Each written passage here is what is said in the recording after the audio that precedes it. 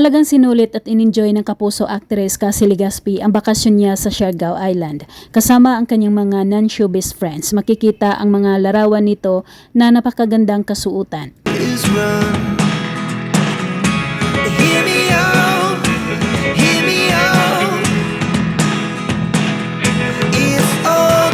Nagkaroon din ng volleyball moment ang dalaga habang nasa baybayin ng dagat sila.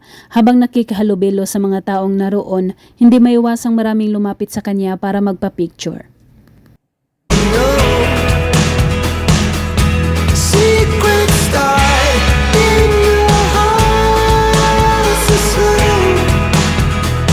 Kahit super init ng panahon habang naglalaro ng volleyball sina Cassie at mga kaibigan nito, hindi alintana ng dalaga ang init basta nag-i-enjoy ito sa kanyang ginagawa.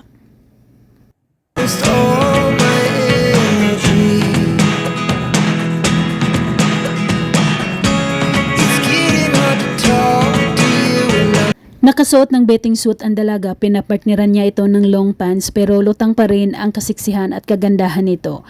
Kahit walang make-up, manang-mana ito sa kanyang mami Carmina Villaruel.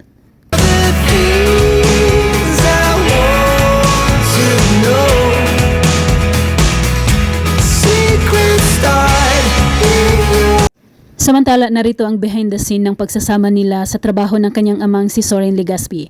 Makikitang napakahusay nito sa aktingan habang nakaiksinan niya ang kanyang ama na si Soren. Mami ko! Ben! Ben, sandali! God? Okay, go.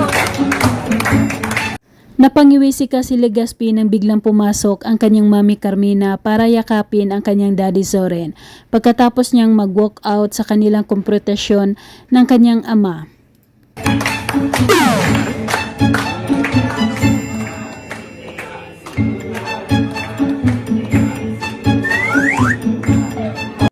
Napasanaol na lang ang dalaga habang pinanood ang lambingan ng kanyang mga magulang na sina Carmina at Soren. Super saya lang sa set, tawanan at biruan pagkatapos ng kanilang taping.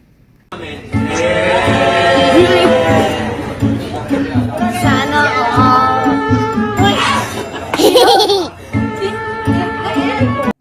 Pagdating naman sa sayawan, hindi naman pahuhuli ang mag-ama sa mga trending dance move. Super hataw ang sayaw ni Cassie Legaspi habang nasa tabi niya ang kanyang amang si Soren.